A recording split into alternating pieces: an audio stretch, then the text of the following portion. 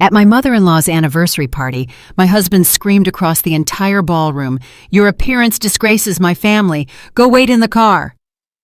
He then ordered his security team to forcefully shove me into the sedan and lock the doors. In desperation, I pounded on the tinted glass, tears streaming down my face. But suddenly, the old driver turned around and said calmly, "Serena, please don't cry. Your father has finalized the paperwork. This car, the security detail, and the entire company are now yours. I'm awaiting your instructions. What should we do with your husband?" Hello. Please write in the comments where you're from. Don't forget to subscribe and like. Enjoy the listening. But to understand how a simple music teacher found herself facing such a choice, we need to go back just 1 hour. The Grand Ballroom of Atlanta's most exclusive venue, the St. Regis Grand, was filled with stifling opulence. Crystal glittered everywhere. Tables groaned under the weight of gourmet delicacies, and the air was thick with the scent of expensive perfumes, mixed with the fragrance of fresh lilies. It was the 65th birthday celebration for Patricia Thorne, Marcus's mother. The city's entire elite had gathered here to pay their respects to a woman who considered herself the local queen of charity. Serena Hawthorne stood near a column, trying to take up as little space as possible. She nervously smoothed the edge of her modest beige dress. She had sewn it herself, spending 3 nights straight at her sewing machine to save the family budget. Marcus always claimed the company was tight on cash and asked her not to spend money on new outfits. But now, looking at the wives of her husband's business partners, draped in designer gowns and dripping with diamonds, Serena felt pathetic and utterly out of place. She searched for her husband. Marcus Thorne, tall, polished, and in a perfectly tailored tuxedo, flitted from one group of guests to another. He laughed, shook the hands of important people, and beamed. For him, this evening was not just his mother's party. It was a showcase of his success. Marcus noticed Serena and frowned. He strode quickly toward her, painfully squeezing her elbow. "Why are you standing here like some poor relative?" he hissed into her ear, his strained smile still fixed for the guests walking by. "Get over to the main table. Mom's about to give her toast, and for God's sake, stop slouching. You're the CEO's wife, not a mouse from the cellar." Serena nodded, swallowing her offense. She was used to it. In 10 years of marriage, she had learned that the most important thing to Marcus was appearances. She dutifully headed toward the main table, where Patricia Thorne was already holding court. The birthday woman was in her element. In her deep burgundy velvet gown, she looked monumental. She accepted congratulations with the air of a monarch bestowing a favor.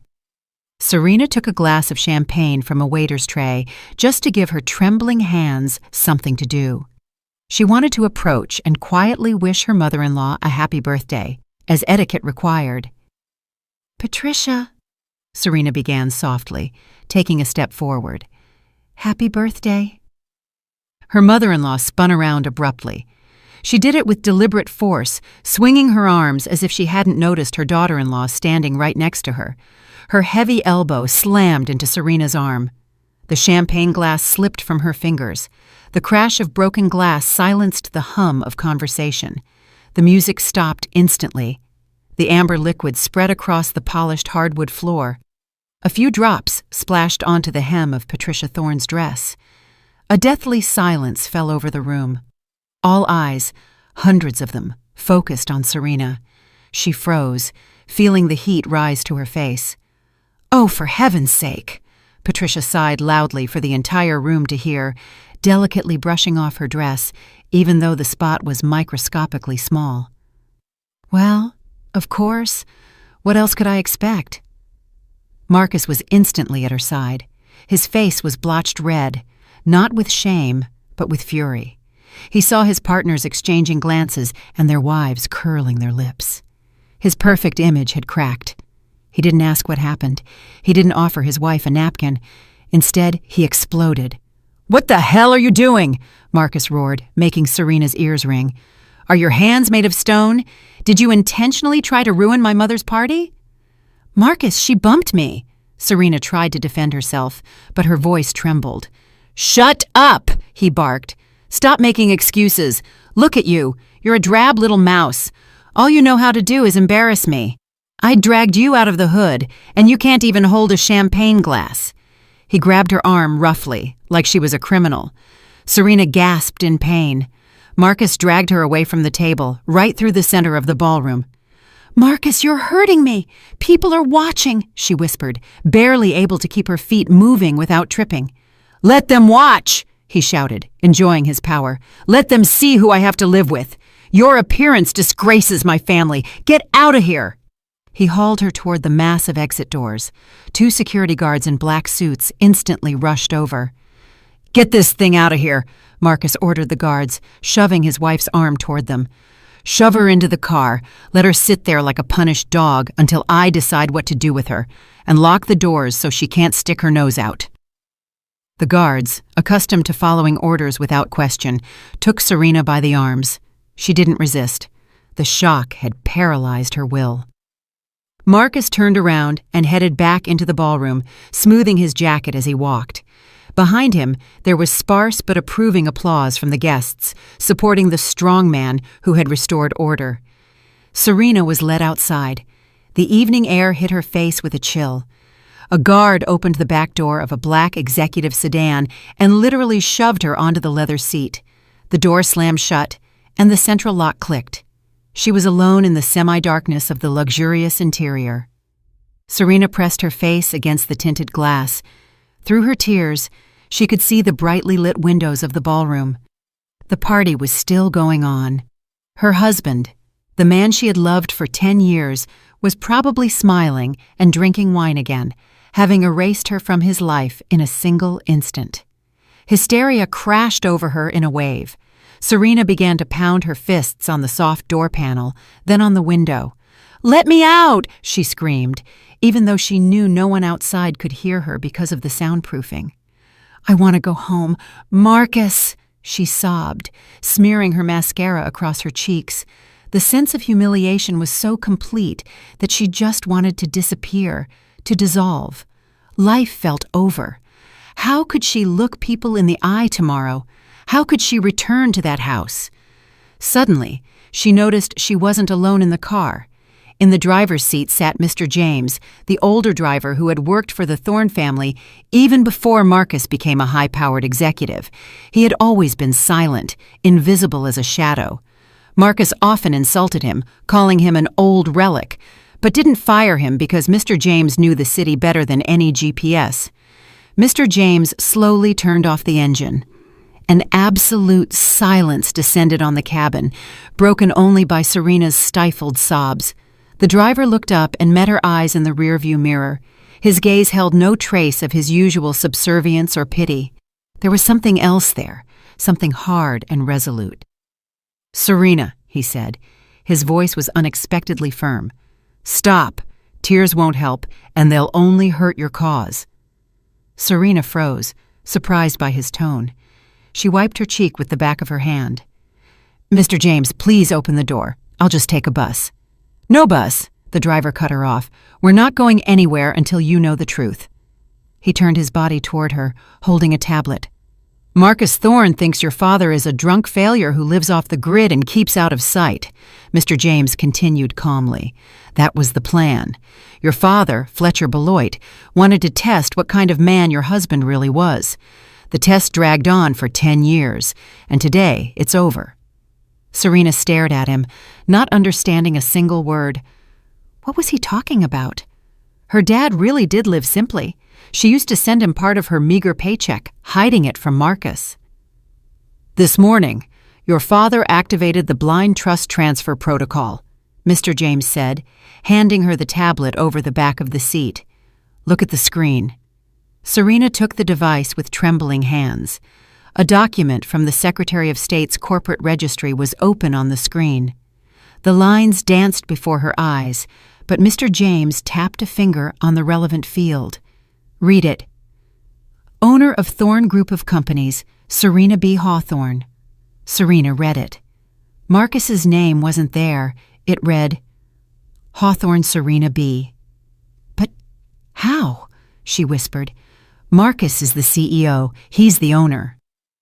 "Marcus Thorne was never the owner," the driver interrupted her, a faint smirk playing on his lips. He was a hired manager. His contract was for exactly 10 years. The contract expired yesterday at midnight. Mr. James looked directly into her eyes, and now Serena saw a strength in the older man she had never noticed before. As of this minute, Marcus Thorne is nobody, unemployed, and you are his employer. You are the sole owner of this entire business, this car, and these security guards standing outside.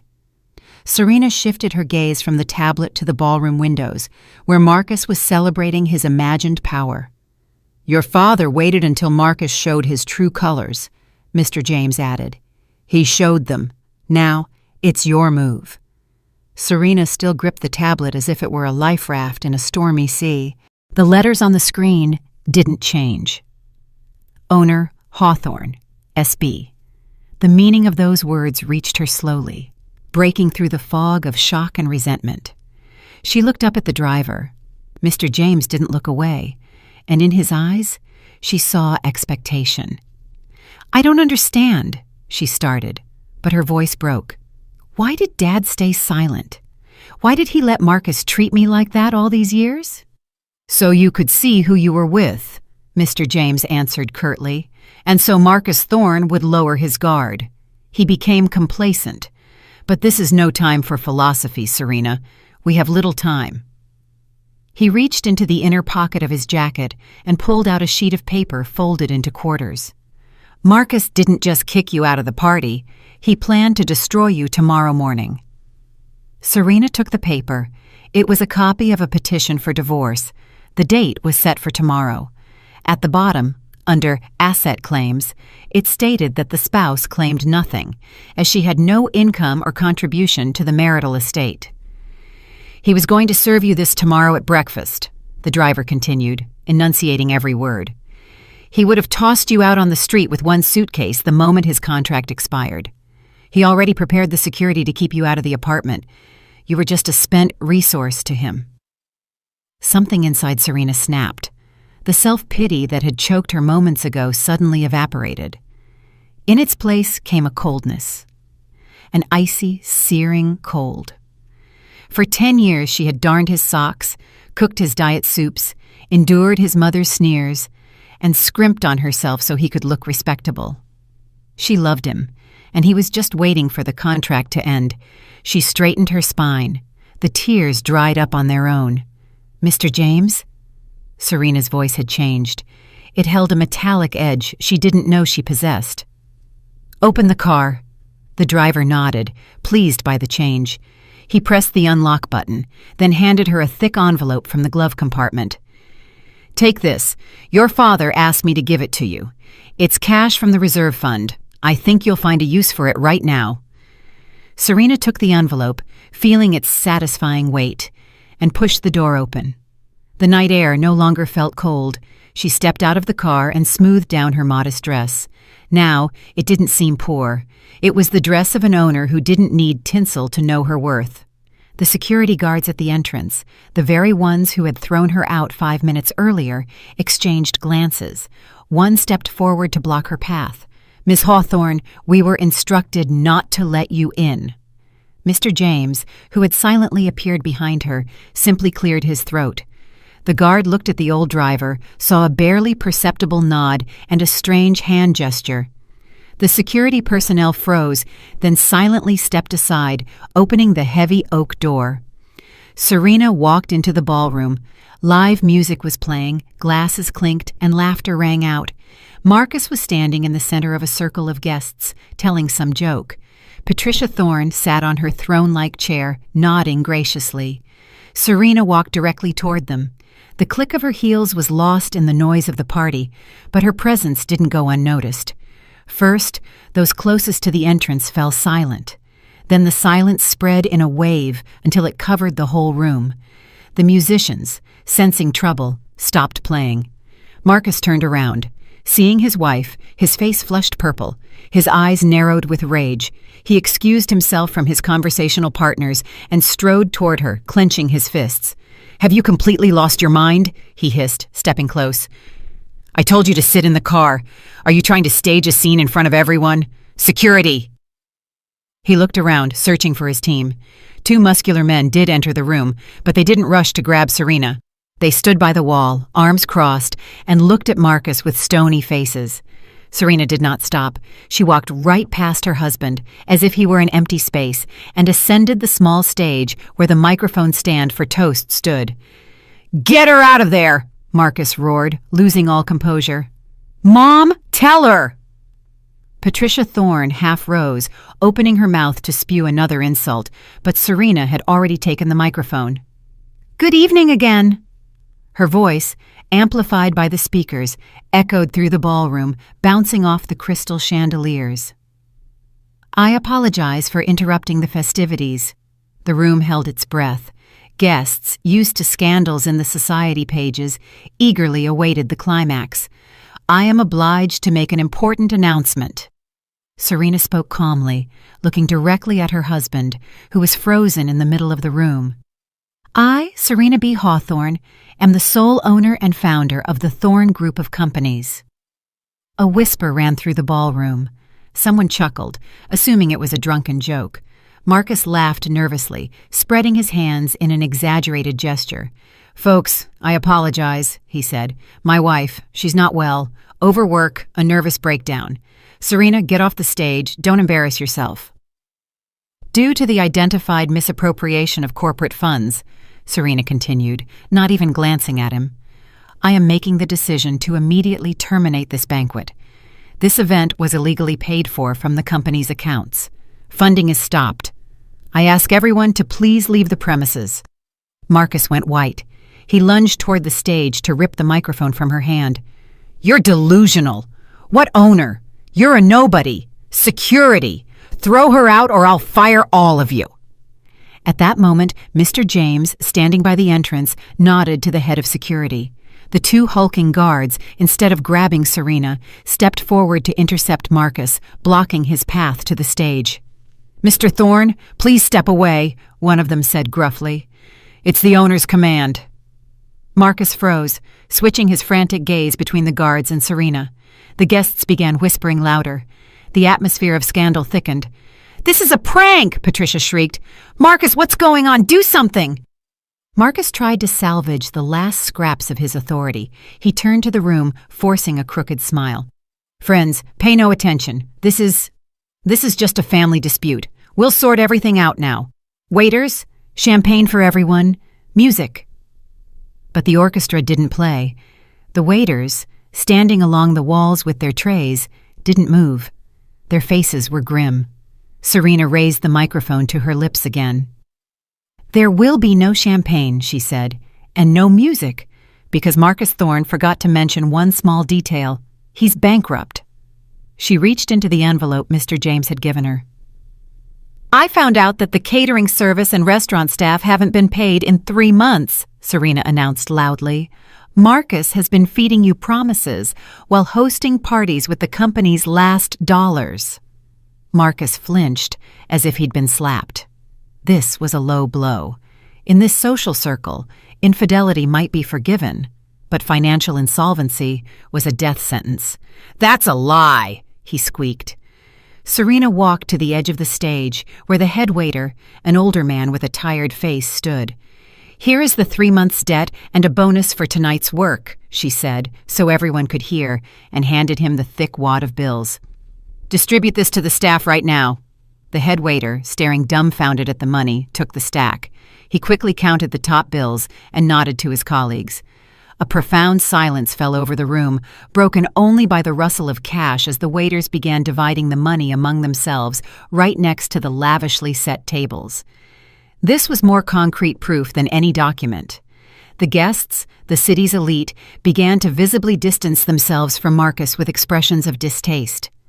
A man who stiffed the help while throwing lavish parties was social poison in their circle. Marcus stood alone in the center of the room, red-faced, sweating, and utterly destroyed. He looked at the wife he had considered worthless for 10 years, and for the first time he saw someone to be feared. "And now," Serena said, lowering the microphone, "the banquet is over." The guests left in silence, trying not to look either Marcus or Patricia in the eye. It wasn't just the end of the evening, it was a social execution. The next morning, Marcus woke up in a motel. He was afraid to go home, unsure of what else his quiet wife might pull. His head was pounding, but rage fueled him. He was sure this was some monstrous mistake, a glitch in the registry, a stupid joke by his senile father-in-law. He would fix everything. He always did. By 8 o'clock in the morning, he was at the glass doors of the Thorne Group office tower. With his usual proprietary gesture, he flashed his magnetic keycard at the turnstile. The turnstile beeped a warning red signal and didn't open. Marcus frowned and tried the card again, denied again. "What the hell?" he roared. "Lena, open up! Your system is down!" Lena, the young administrator, who usually blushed at the sight of the boss and rushed to pour his coffee, sat behind the reception desk. Today, she wasn't blushing. She was pale and shrinking in her chair. "Mr. Thorne, I'm sorry," she stammered, avoiding his gaze. "Your pass has been deactivated." "Deactivated by whom? I'm the CEO. Open it immediately." "I can't." Lena, with a trembling hand, pointed to a display board with official notices hanging in the lobby. "The directive is posted." Marcus rushed to the board. A fresh sheet of paper with an official seal proclaimed, "Directive number 1, regarding the removal from office of CEO Marcus Thorne due to loss of trust and expiration of contract term, to appoint acting officer." At the bottom was a large, sweeping signature, S.B. Hawthorne. Marcus tore the sheet from the wall, crumpled it, and threw it on the floor. "This is a forgery!" he screamed so loudly that the security guard at the entrance put his hand on his baton. "I'm calling the police right now. You'll all be out of a job." He spun around and burst out of the building, nearly taking out the revolving door. A plan formed in his head instantly. He had to go home. The original corporate documents were in the safe there. He would force Serena to sign a retraction. He would choke her if necessary, but he would make her sign everything back over. 20 minutes later, his car screeched to a halt at the gates of their suburban estate. Marcus jumped out without even closing the car door and ran to the pedestrian gate. He punched in the code. The lock didn't react.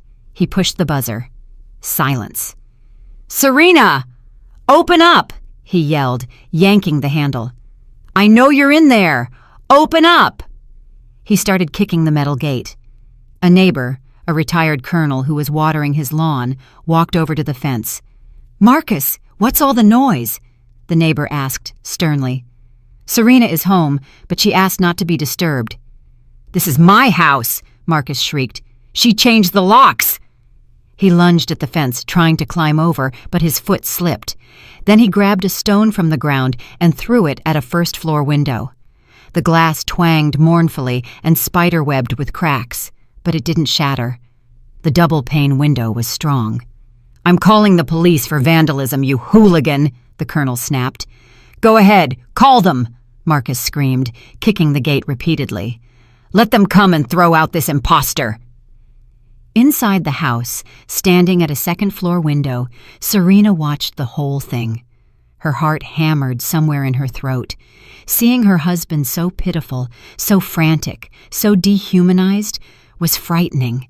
Yesterday, she would have rushed to open the door, apologize, and calm him down. The habit of being an obedient wife ran deep. Maybe I should talk to him?" she asked uncertainly, not turning around. "He is still my husband." Mr. James, who was sitting at the kitchen table calmly drinking tea, shook his head. "No, Serena, pity is a poor advisor, especially now." He stood up, walked over to her, and placed a small cardboard box on the windowsill. "I retrieved this from his office safe this morning while he was sleeping at the motel. The guards let me in. They're your guards now." Serena looked at the box. Inside were folders of documents. "What is this?" The answer to the question, why? "You still think he loved you, even in the beginning, don't you?" Serena was silent. Yes, somewhere deep down, she still hoped their meeting 10 years ago wasn't a coincidence. He had been so charming, so attentive. A prince who fell for Cinderella. She opened the top folder. The first things she saw were photographs, old black and white and color snapshots of her childhood home in the country, pictures of her father working in the garden, photos of Serena herself, walking home from music school. The photos were taken with a hidden camera and were all dated. The earliest date was 6 months before she met Marcus. "He was watching us," Serena whispered, feeling her fingers go cold. "Not just watching," Mr. James explained. "He was studying the subject."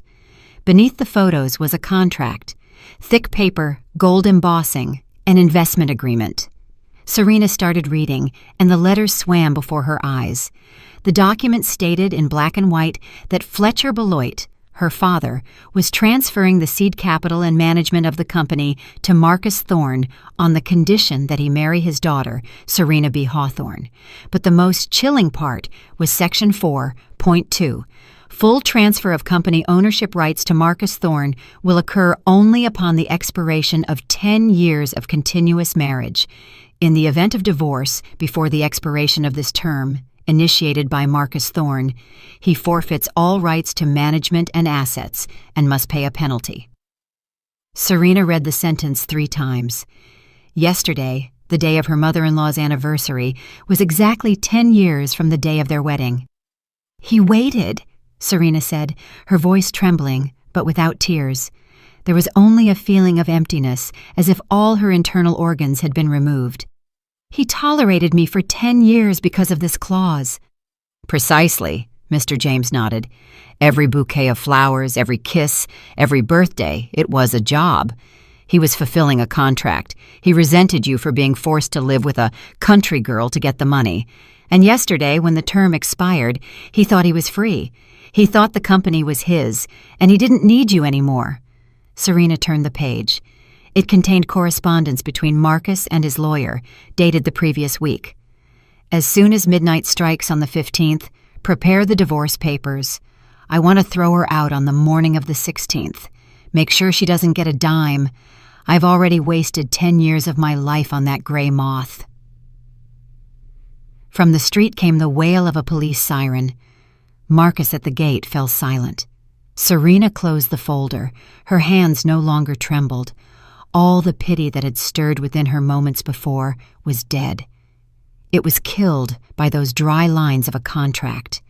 10 years of her life had not been a marriage, but a business project, in which she was merely an encumbrance on the assets. She looked out the window. Police officers were twisting Marcus's arms, pressing him against the patrol car's hood. He writhed and screamed that he was the master of his life. "Mr. James," Serena said, not taking her eyes off the scene, "call the police. Tell them we won't file a complaint for vandalism." The driver raised an eyebrow in surprise. "You want to forgive him?" "No." Serena turned to him, her face calm, like a mask.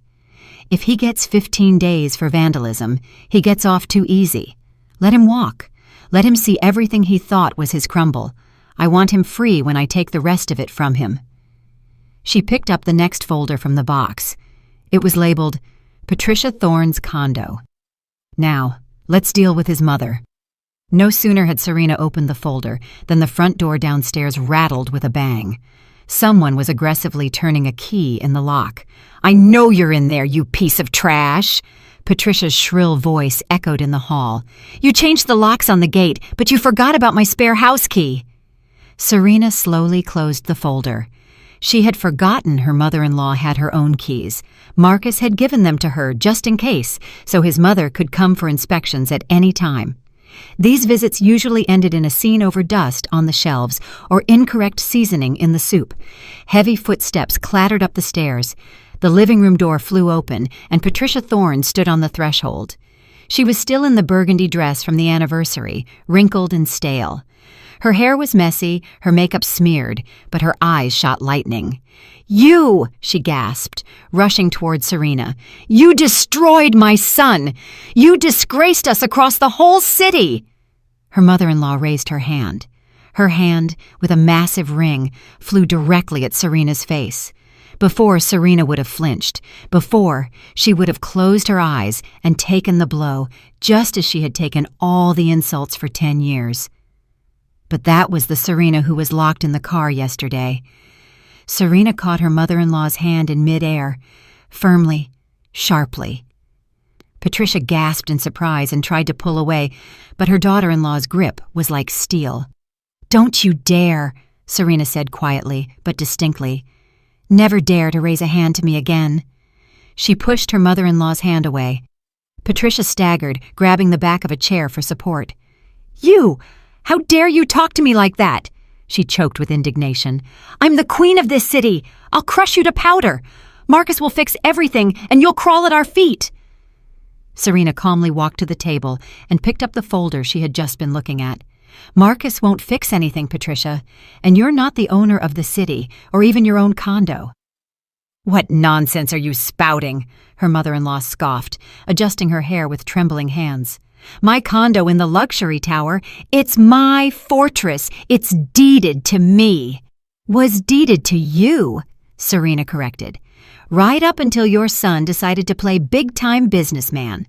She pulled a bank-stamped document from the folder and placed it on the table in front of her mother-in-law. "Read this, mortgage agreement." Patricia curled her lip contemptuously, but looked at the paper anyway. "What is this? Marcus said it was just a formality for business expansion." "It's a lien," Serena explained mercilessly. "Marcus took out a massive loan against your fortress, a high-risk credit to cover his embezzlements before the audit he feared. He was sure he'd get full control of my company in a week and pay off the debt with my money, but he miscalculated." Serena paused, letting the information sink in. "The payment deadline passed a week ago. Marcus defaulted. According to the contract terms, the bank has the right to seize the collateral." "No," Patricia whispered, turning pale. "That's impossible. He couldn't have." "He could, and he did," Serena smiled coldly. "And since the controlling interest in the bank that issued the loan belongs to my father's holding company, in fact, I decide on the eviction." She produced another sheet, an eviction notice. "This apartment is now listed as company housing on the company's balance sheet.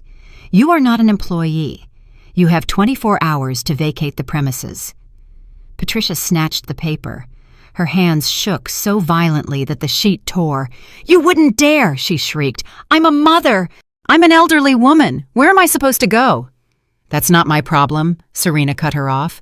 "You spent 10 years telling me I was a nobody who lived off your charity. Now it's your turn to find out what that feels like." Her mother-in-law collapsed into the chair. All her arrogance, all her false aristocracy, peeled away like cheap veneer. Sitting before Serena was just a frightened, wicked old woman. 24 hours, Serena repeated. Time's ticking. Patricia looked up at her, eyes full of tears. But they weren't tears of remorse. They were filled with panic and animalistic malice. "This is all your fault," she suddenly yelled, striking the armrest with her fist. "If you had died sooner, none of this would have happened. Marcus would have gotten the money and we'd be living like kings." "You knew about the contract?" Serena asked, though she already knew the answer. "Of course I knew," Patricia laughed hysterically. "I told him to take that loan. I told him, 'Marcus, take the money. That village idiot won't go anywhere. In a week, all her inheritance will be ours, and we'll buy the condo back. I thought we had outsmarted you." She jumped up, her face distorted. "You think your pathetic father didn't think about you? You think he abandoned you? Ha!" Serena tensed. "What are you talking about?"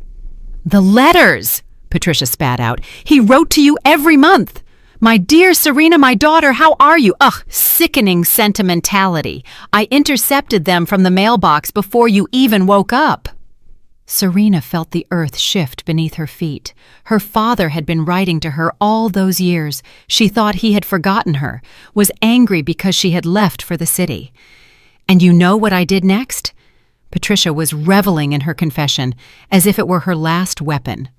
"I wrote him back, in my handwriting, which looks just like yours. 'Dad, don't write to me. I'm ashamed of your poverty. Send money or forget my name.'" A deafening silence hung in the room. Serena looked at the woman sitting before her, and couldn't believe a person could be so utterly rotten. For 10 years she had cried into her pillow, thinking her father had stopped loving her. For 10 years she had felt like an orphan with a living parent, and this woman had simply stolen her mail and killed her relationship with her father, all for money. You are a monster," Serena whispered.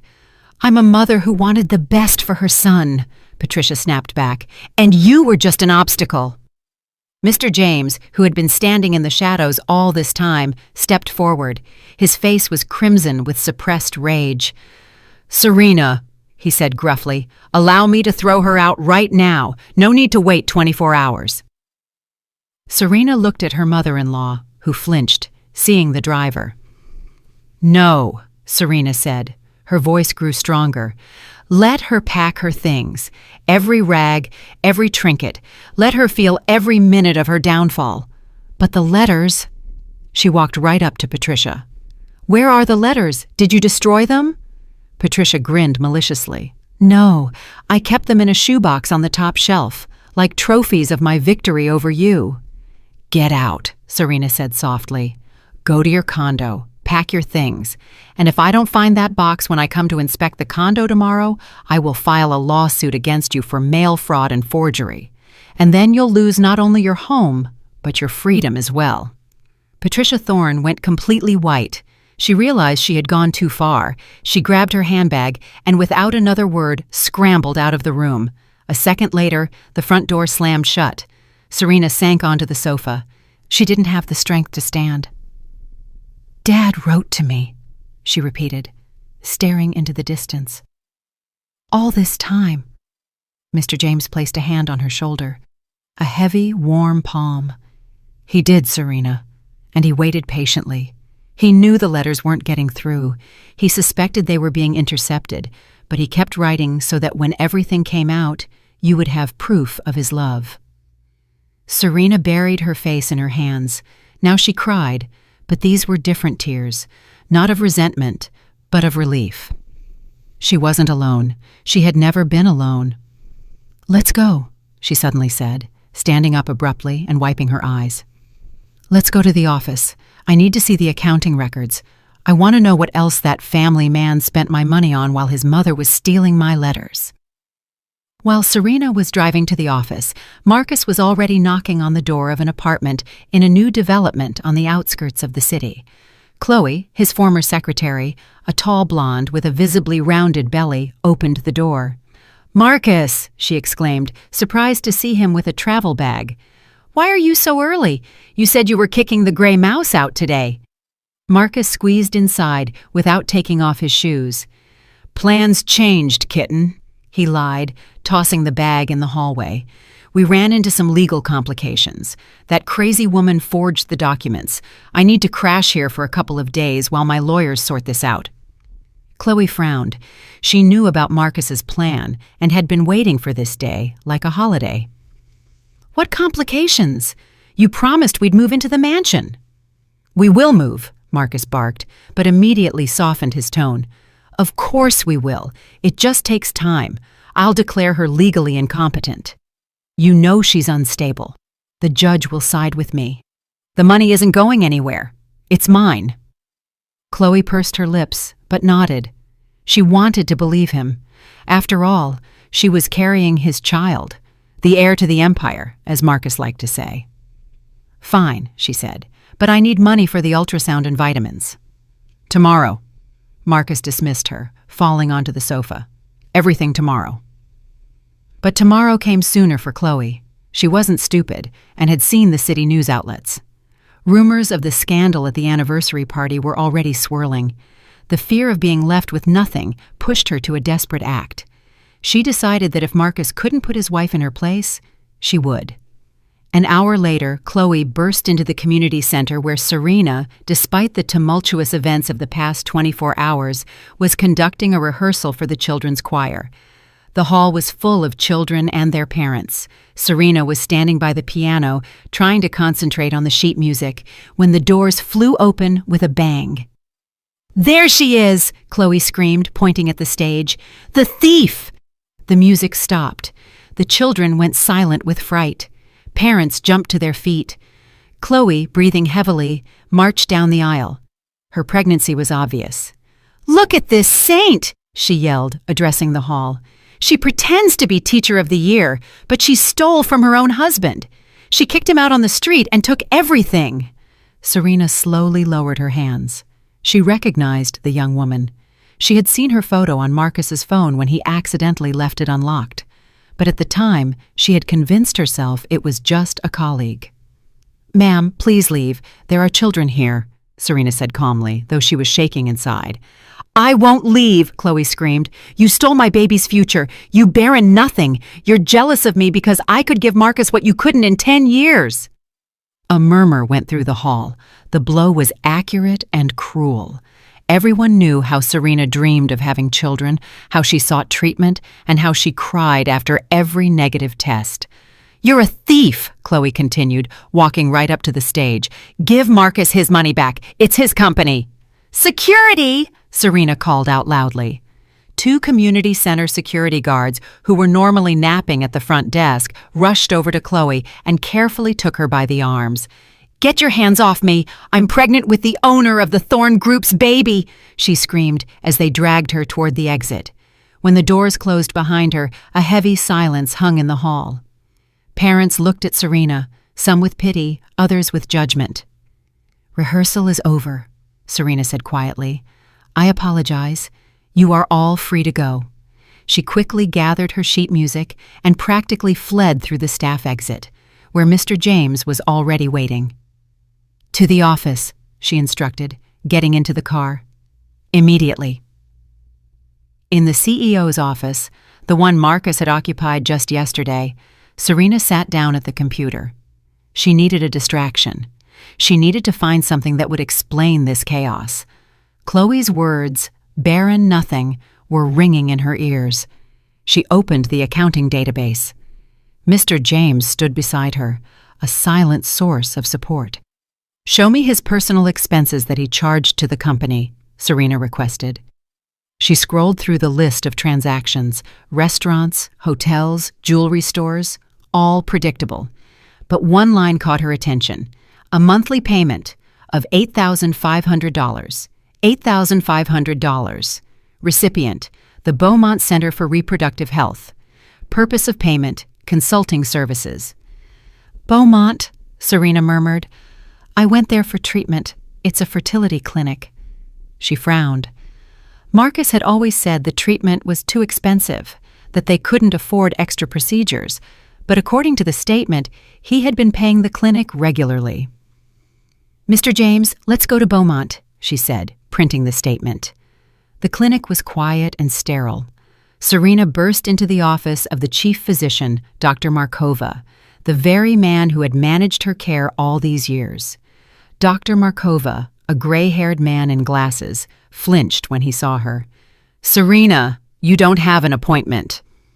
Serena slapped the bank transfer statement onto his desk. "Explain this to me, doctor. Marcus Thorne has been paying you personally every month for 5 years. What for?" "My treatment was paid for separately at the cashier." Dr. Markova went pale. He took off his glasses and began wiping them with a cloth. That is confidential information," he mumbled. "I am the owner of the company whose accounts this money came from," Serena said sharply, "and I am your patient. Either you tell me the truth now, or in an hour the district attorney's office will be here auditing your license." The doctor sighed heavily. He realized denial was useless. Marcus had lost his power, which meant there was no point in covering for him anymore. "Marcus Thorne was paying me to adjust your therapy," he said quietly. "What does that mean?" Serena felt her hands grow cold. Dr. Markova looked down. "You are healthy, Serena, absolutely healthy. You never had any problems conceiving." Serena froze. The world tilted. "But you told me—" "The tests? The pills?" "The tests were normal," the doctor confessed. "Marcus Thorne asked— No, he demanded that I give you false diagnoses. The pills you took for 5 years, supposedly to stimulate ovulation, were strong hormonal contraceptives." Serena gripped the edge of the desk to keep from falling. "Contraceptives?" she whispered. "I was taking birth control, thinking I was treating infertility?" "Yes. Marcus Thorne said that a child was not part of his business plan right now, and that a divorce would be harder to finalize if there was an heir. He paid me to ensure you wouldn't get pregnant, but would continue to believe you were trying." A terrible silence descended on the office.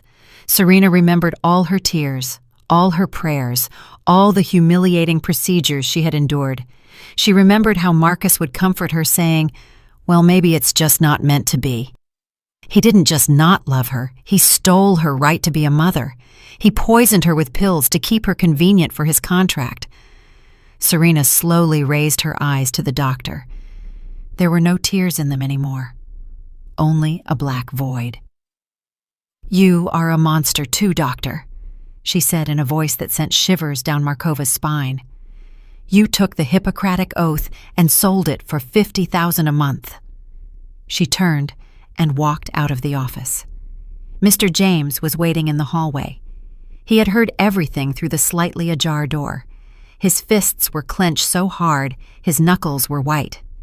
"Serena," he began. "Don't," she interrupted him. "No words. Let's go."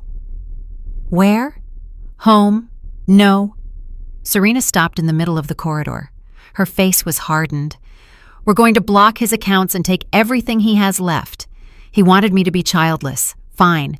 I will ensure he is naked." She pulled out her phone and dialed the bank. "Hello, this is Serena Hawthorne. Block all corporate cards issued in the name of Marcus Thorne and annul the lease agreement on his SUV right now. Let him walk."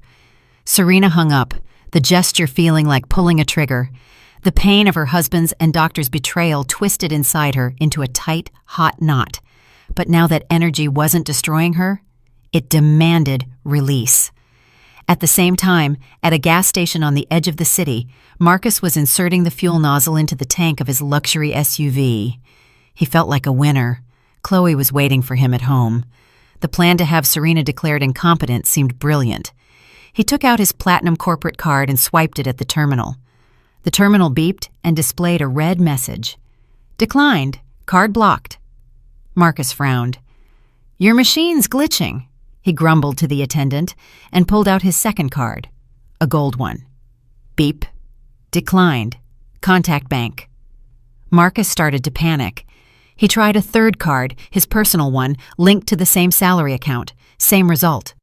"Sir, are you going to pay?" the cashier asked impatiently over the intercom. "You're holding up the line." "I'm coming," Marcus snapped. He reached into his pocket for cash, but remembered he had given his last big bills to Chloe for a cab. $200 bills lay forlornly in his wallet. Not enough for even 5 gallons. Suddenly, his car's engine stalled on its own, even though the key was in the ignition. A message flashed on the dashboard. "Remote engine lockout. Contact leasing company." "What?" Marcus slammed his fist on the steering wheel. "Are you crazy? I'm the CEO." He jumped out of the car and started calling the leasing department. "Mr. Thorne?" The manager's cold voice sounded like a verdict. "The lease agreement has been terminated by the company owner, Ms. Hawthorne. We have been instructed to impound the vehicle. A tow truck is already on the way. Please vacate the cabin and surrender the keys." Marcus stood in the middle of the gas station, feeling the ground disappear beneath his feet. Drivers behind him were honking impatiently. He had been thrown out of his own life with a single phone call. "Go to hell!" he yelled, throwing his phone onto the seat. "I'll walk, but I'll destroy all of you." He grabbed his briefcase from the passenger seat and ran out of the car. The tow truck was indeed turning into the gas station. Marcus walked along the shoulder, swallowing dust.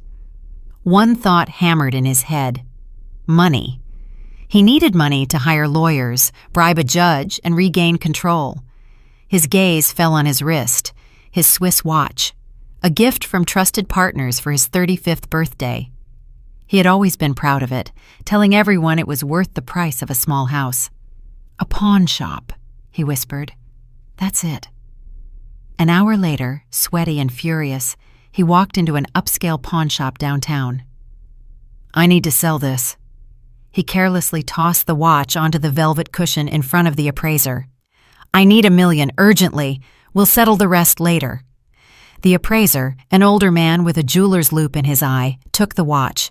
He examined it closely, looking at the mechanism, then removed the loupe and looked at Marcus with pity. "Young man, I don't accept replicas, even good quality ones." "Are you blind?" Marcus flared up. "It's genuine. Serious people gave it to me." "Your serious people cut corners," the appraiser smirked. "Chinese mechanism. The case is gold-plated, not gold. It's worth maybe $50 at a flea market." Marcus snatched the watch back. His hands were shaking. The people he considered friends and partners, the ones he tried so hard to impress, had simply played him.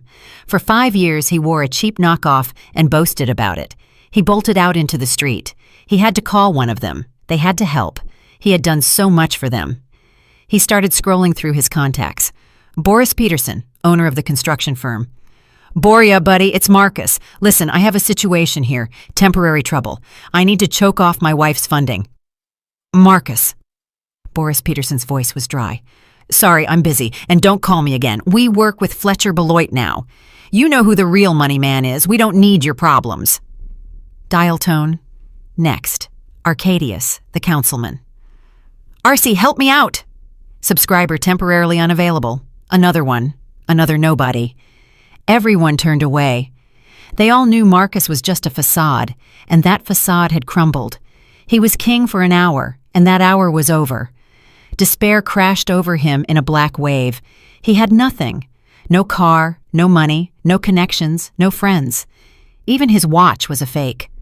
Chloe was waiting for money. If he showed up empty-handed, she would kick him out too. Then he remembered. The cabin. The old Thorne family cabin, which he hated but hadn't sold only because his mother begged him to keep the ancestral home. There, in the corner, hung antique icons, Grandma's icons in silver settings. His mother claimed they were miraculous and worth a fortune. "The icons," Marcus hissed. "I'll sell the icons to a black market collector. That'll be enough for a start." He flagged down a passing car, promising the driver he would transfer the money once he got to the internet. The cabin greeted him with silence and the smell of decaying leaves. Marcus didn't bother looking for the keys. He simply kicked in the flimsy porch door. Inside, it smelled of dampness and old wood. He rushed into the living room. There they were, 3 icons in the corner, gleaming dully in the gloom. Saint Nicholas, the Mother of God, and the Savior. The settings looked heavy, ancient. Marcus grabbed a chair, pushed it up to the shelf, and with trembling hands, lifted the center icon. "Forgive me, saints," he nervously chuckled, "but business is business." He flipped the icon over to check the artist's mark and froze. On the back of the board, written in black marker, was Reproduction, 2018, Sofino Art Workshop. He grabbed the second one. Reproduction, the third, the same thing. "What?" he yelled, throwing the icon onto the floor. "Where are they? Where is the silver?" The frame cracked, and a cheap paper lithograph glued to plywood fell out. "Looking for the originals, Mr. Thorne?" The voice came from the doorway. Marcus spun around violently. Mr. James stood there in his usual chauffeur's jacket, hands in his pockets. He looked at Marcus not as a former boss, but as a misbehaving cat. "You!" Marcus shrieked. "You stole them, you old thief! Where are the icons?" "I didn't steal them. I saved them," the driver replied calmly, stepping into the room. 5 years ago, when you first put your mother's condo up for collateral, I knew what kind of person you were, a person who would sell everything. So I replaced the originals with copies. The real icons are in a safe deposit box in Serena's name." Marcus clenched his fists. Rage blinded him. This old man, this silent servant, had been smarter than him all along. You were always against me," Marcus hissed, moving toward the driver. "I knew it. I felt it. You were spying on me." "I was just watching," Mr. James shrugged. "And listening." He pulled out his phone. "Would you like to hear what I heard?" Mr. James pressed the screen. Marcus's voice played from the speaker. The recording was clearly made in the car, likely on the dash cam Marcus had forgotten about.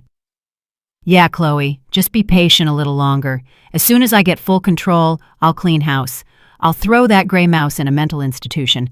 And the old fart, that driver, I'll fire him first thing. Or no, better yet, I'll set him up, frame him for stealing spare parts, and let him rot in jail. He knows too much. Chloe's recorded voice giggled. You're so cruel, kitten. I'm pragmatic, Marcus's recorded voice replied. In this world, only predators survive, and that old man is used up material, just like my dear wife. The recording cut off. Marcus stood, breathing heavily. He was caught by his own words, caught at the scene of the crime, caught in his own lies. You wanted to put me in jail? Mr. James asked softly. For a theft I didn't commit. And now you're standing here in someone else's property with a smashed icon at your feet. That's breaking and entering, Mr. Thorne, Section 139 of the Penal Code and attempted theft of cultural artifacts. Marcus looked around. The window was cracked. The door was kicked in. He was trapped. Mr. James? Marcus's voice suddenly became ingratiating, pathetic. Why do we need the police? We're family. I spoke in anger. Let's make a deal. I'll pay you. Later, when I get the money back. The driver shook his head. There was so much contempt in his eyes that Marcus felt physical pain. You still don't get it. Money doesn't decide anything here anymore. I called the squad 10 minutes ago. Hear that? In the distance, an actual siren wailed on the highway. Marcus dashed toward the window, but Mr. James blocked his path. The older man was surprisingly strong. He simply held out his arm, and Marcus, running into it, bounced off and hit the wall. Sit tight, the driver ordered. Wait, it's time to answer for your words. The police officers entered the house, and within a minute, Marcus was lying face down on the floor, feeling the cold of handcuffs on his wrists. He was led out under escort, like a common thief, and shoved into the patrol car. The humiliation was absolute. All the way to the precinct, he was silent, thinking feverishly. In the holding cell, it smelled of sweat and despair. Marcus sat on the bench, clutching his phone. He was allowed one call to his lawyer, but he didn't call a lawyer. He had one last card to play, an old debt from the district attorney, whom Marcus had once helped cover up a DUI case involving his son. Sergio, it's Thorne. I'm in lockup. Get me out. You owe me. 2 hours later, he was released on his own recognizance. Free, Marcus inhaled the city's polluted air. He was angrier than ever. Serena thought she had won. She took his company, his money, his car, but he still had his reputation, and he would destroy hers so thoroughly that she would hand him the office keys just to make him stop. He hailed a cab and drove to his mother's condo. Patricia Thorne was sitting in her living room among boxes, tear-stained and bewildered. Seeing her son, she threw herself into his arms. Marcus, darling, you came! You fixed everything! We're staying! Marcus pushed her away, holding her tightly by the shoulders. Listen to me carefully, Mom. We don't have time for tears. We're going to the bank. What? What bank? She didn't understand. We're going to destroy Serena publicly. Marcus's eyes held a fanatical gleam. I've already contacted the reporters. There's a press conference at the City News Center in an hour. You're going to go out there and say Serena is a monster. A monster? Patricia blinked. Yes. You'll say she abused me for 10 years, that she's mentally unstable, that she hit you, that she forced us to sign the company over to her under threat of violence. But Marcus, that's a lie. She wouldn't hurt a fly. And the company? There are documents. To hell with the documents, Marcus yelled, shaking his mother. Public opinion is what matters. If we raise a stink, if people believe she's a tyrant, we can challenge all the deals in court. We'll say I was suffering from duress, under hypnosis, whatever. He thrust a sheet of paper, covered in his handwriting, into her hands. Here's the script. Memorize it. You need to cry right now. You need to look pathetic. You're a poor, miserable mother being thrown out on the street by a cruel daughter-in-law. Got it? Patricia's eyes scanned the lines. She starved us. She threatened to kill Marcus. She's a cult member. Marcus? This is too much, she whispered. It won't be exposed. He cut her off. Either you do this, or you sleep in a shelter tomorrow. Choose. Patricia swallowed hard. The fear of being homeless outweighed the fear of lying. She nodded. An hour later, dozens of journalists sat in the conference room. The Thorne family scandal was the main topic of the week, and everyone craved details. Cameras were pointed at the table where Marcus and Patricia Thorne were sitting. Marcus looked perfectly miserable. He wore an old sweater, the only thing he could find at his mother's, and ran his hands through his hair. Ladies and gentlemen, he began in a soft, trembling voice. I was silent for 10 years.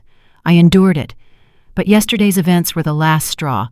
My wife, Serena Thorne, seized my business in a hostile takeover. But that's not the main thing. The main thing is what she's doing to my family. He paused, dramatically wiping away a non-existent tear. I asked my mother, Patricia, to tell the truth. Mom, don't be afraid. They hear us now. In her office, Serena watched the live broadcast on a large screen. Mr. James stood beside her. Should I turn the sound off? He asked, seeing how white Serena's knuckles were. No, she said firmly. I want to see how low they can sink. On the screen, Patricia Thorne pulled the microphone toward her. She looked miserable, trembling hands, shifty eyes. Marcus placed his palm on her hand, squeezing it.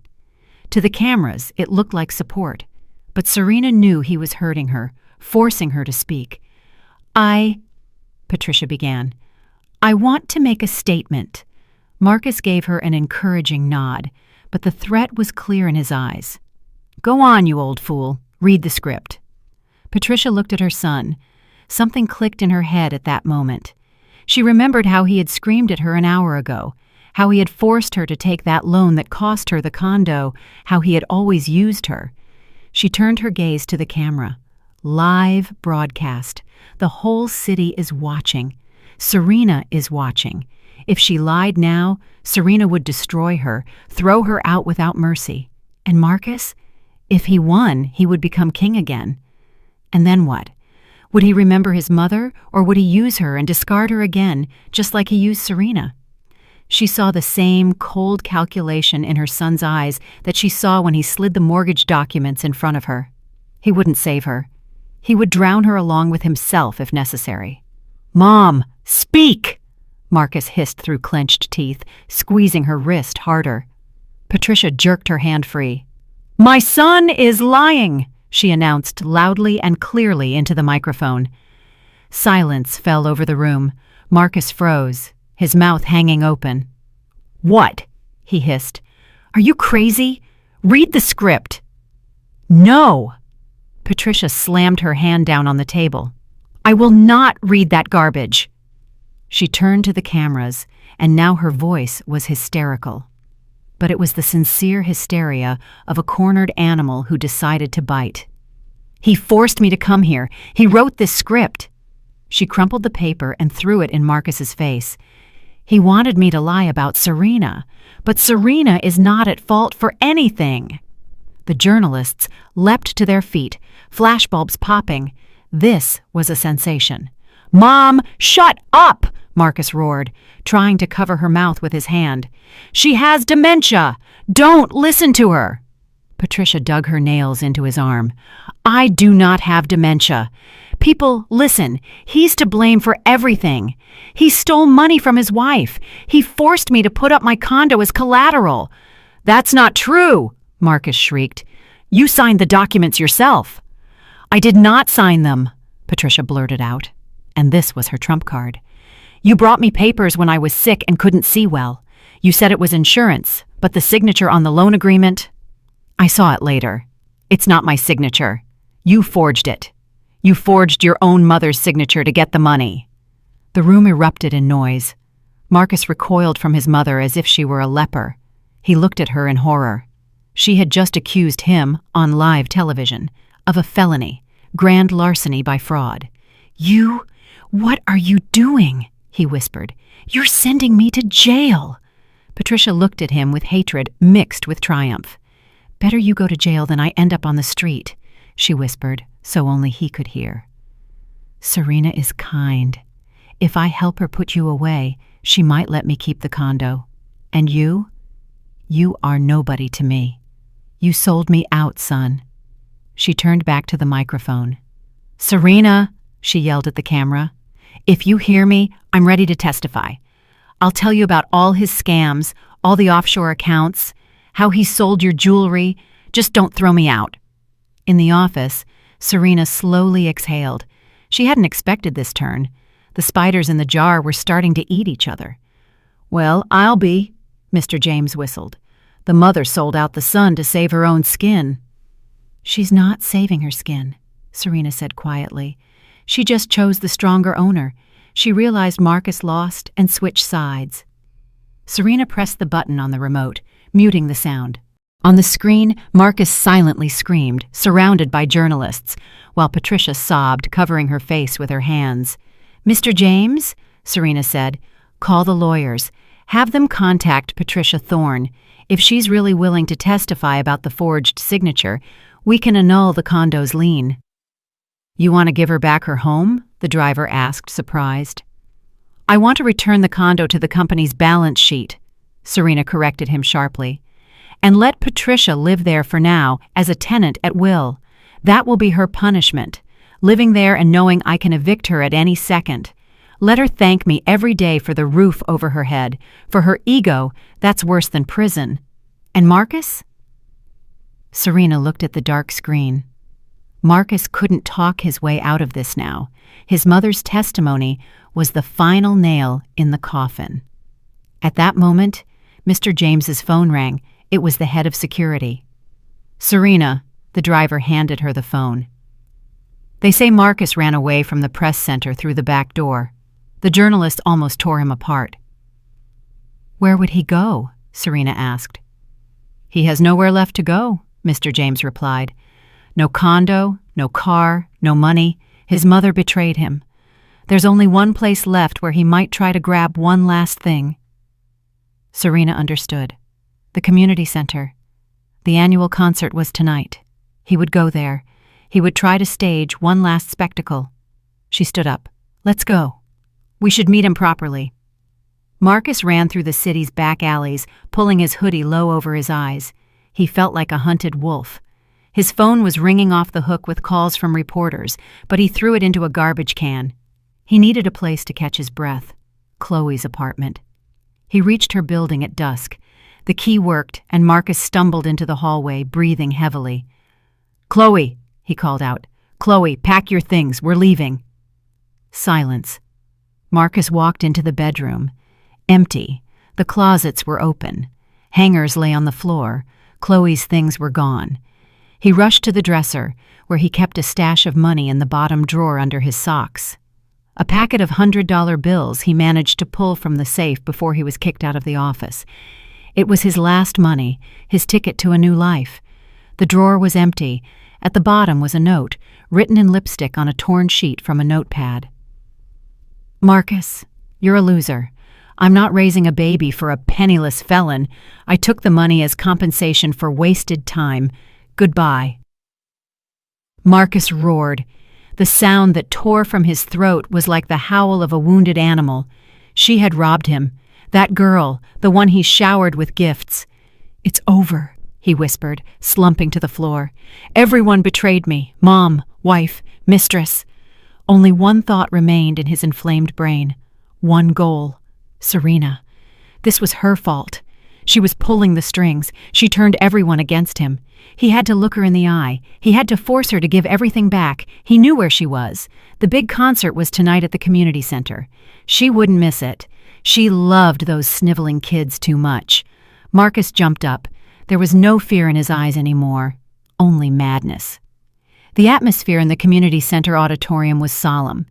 The children's choir, dressed in white shirts, stood on the stage. Serena, in a severe black dress, stood with her back to the audience, holding her conductor's baton aloft. She was focused. Music healed her soul, helping her forget the grime of the last few days. The children began to sing. Pure, clear voices filled the space. Parents in the audience smiled. Some secretly wiped away tears. Suddenly, the doors at the back of the hall burst open with a crash. The music didn't stop immediately, but the heads of the audience began to turn. Marcus stood in the aisle.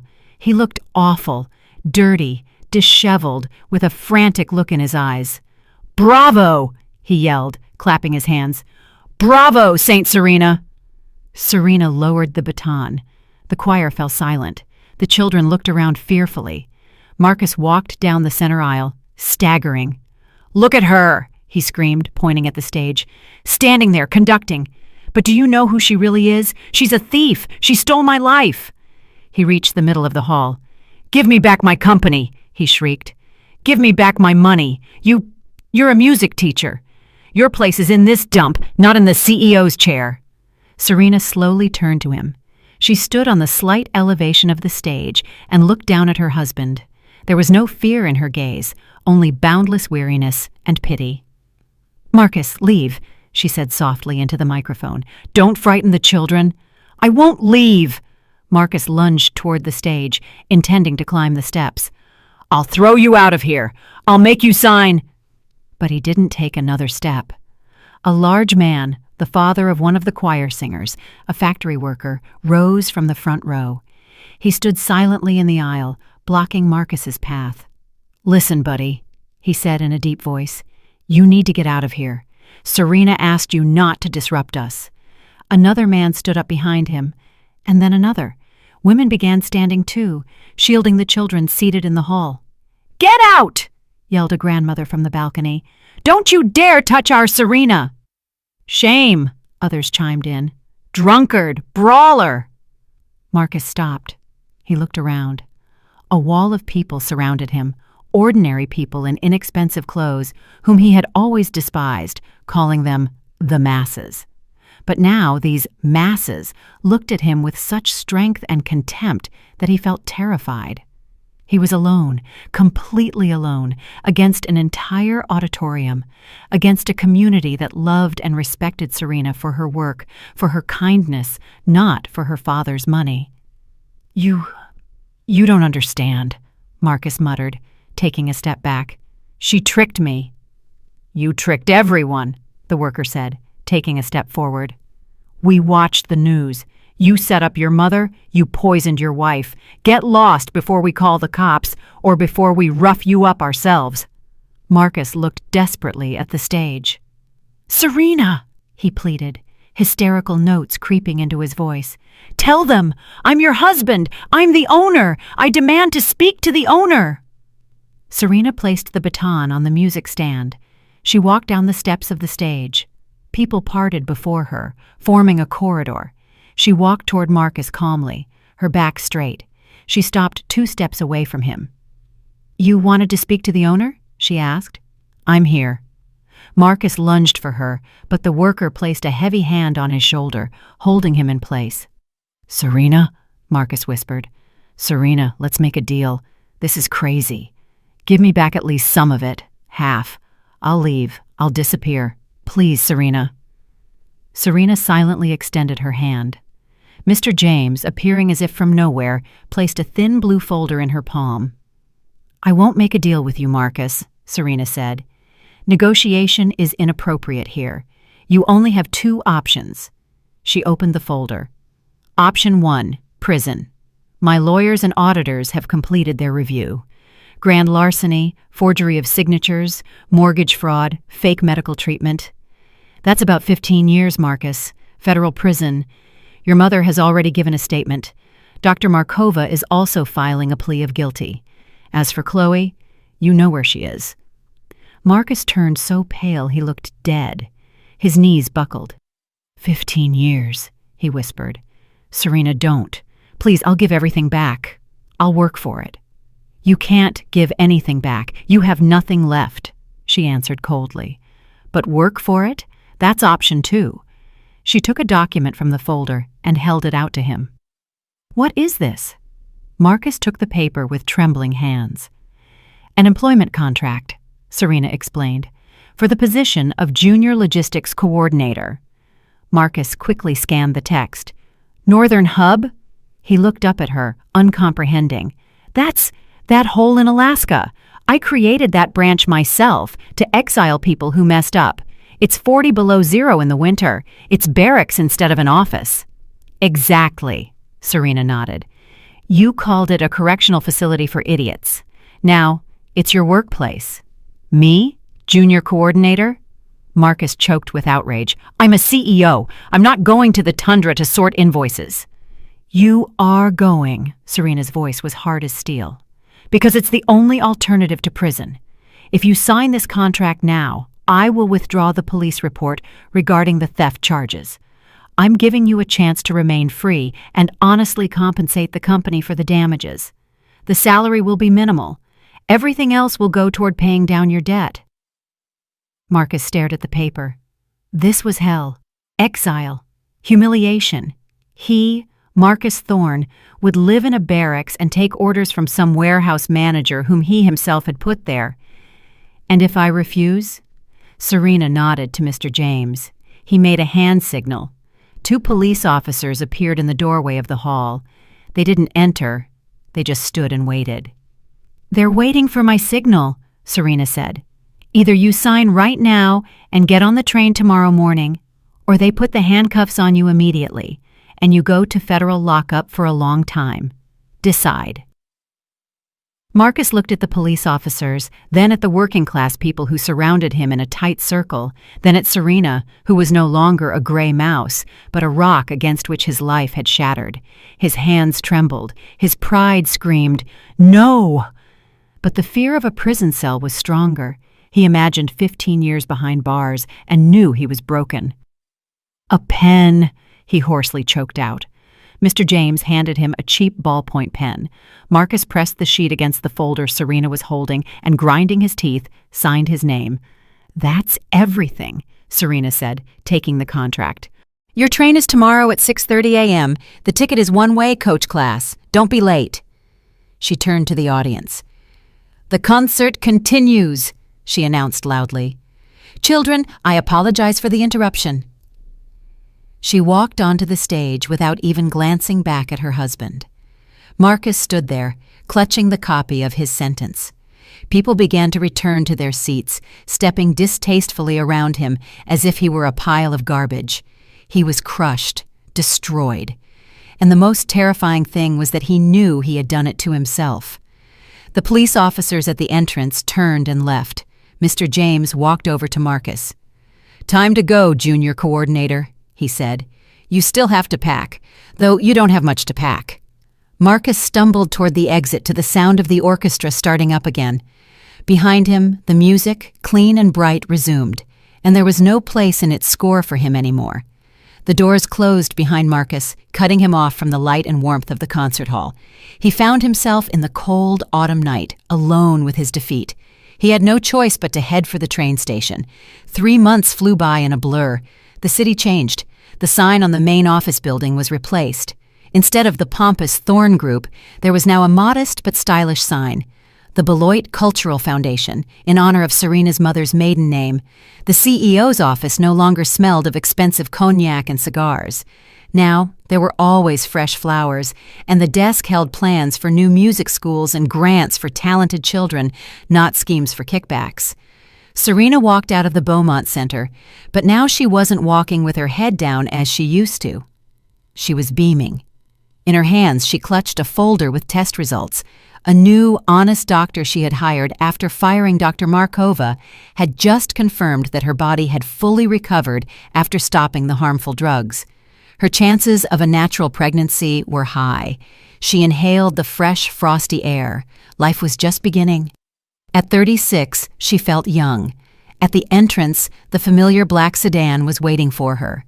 Mr. James, who now officially held the position of head of security, but, by old habit, liked to drive Serena himself, opened the back door.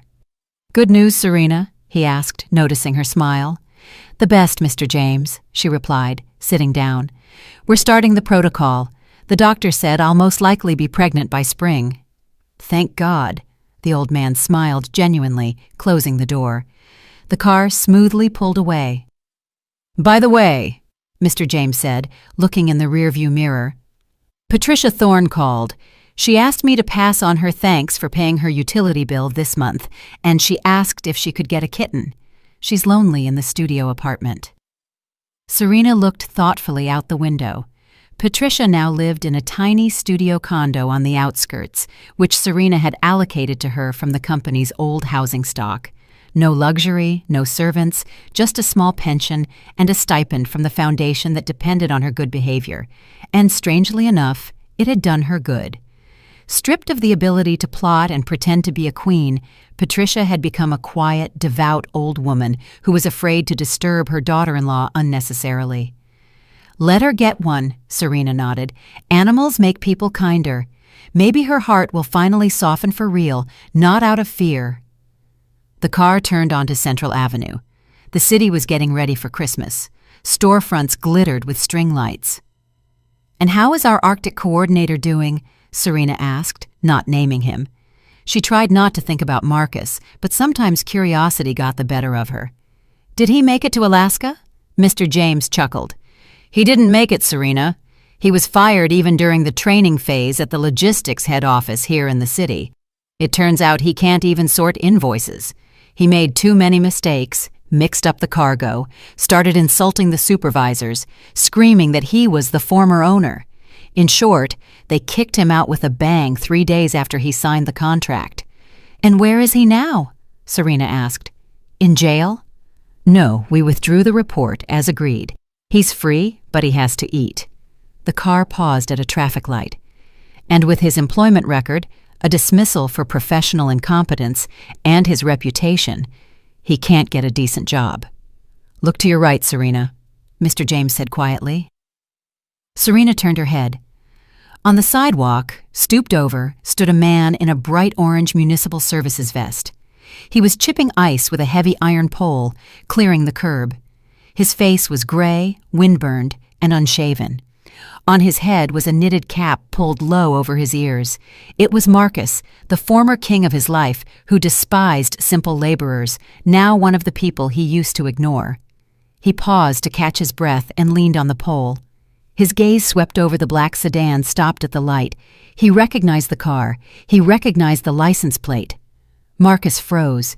He peered into the tinted glass of the back window, trying to see the silhouette of the woman he had humiliated for 10 years. There was no anger in his eyes, only emptiness and an endless, gnawing sorrow for the lost paradise he had destroyed with his own hands. Serena watched him. She expected to feel malice, triumph. But she felt nothing, neither pity nor anger. He had become just a part of the landscape to her, like the dirty snow he was clearing, a past that had melted away. "Green light," Mr. James said. Serena turned away from the window. "Let's go, Mr. James. We have a lot to do. Rehearsal tonight." The driver pressed the gas. The car smoothly accelerated, leaving the hunched figure in the orange vest behind. Marcus watched the receding red taillights, then spat on the ground, gripped the heavy iron pole more tightly, and started chipping the ice again. Serena pulled out her phone and dialed her father's number. "Dad, hi. Yes, I'm heading home. No, I'm not alone. I always have someone with me now, hope and love. I'll come visit you at the farm this weekend. Wait for me." She smiled at her reflection in the dark glass. The music of her new life was just beginning, and there were no false notes in this score. Well, friends, that's the story. Honestly, I got chills myself while reading you this ending. What do you think? Did Serena act fairly? On the one hand, some might say she was too cruel, sending her husband to the street, forcing her mother-in-law to live in poverty. She could have simply divorced him and let them go in peace, given them money for a fresh start. After all, they lived together for 10 years, Christian mercy and all that. But on the other hand, did Marcus deserve mercy? A man who poisoned his wife with pills so she couldn't have children, all for money. A man who forged his own mother's signature and was ready to send her to jail. It seems to me that a pole and ice are still a very gentle punishment for him. Life itself set things right. He received exactly what he put out into the world, coldness and indifference. And Patricia betrayed her son to save her roof. Spiders in a jar, as Serena said.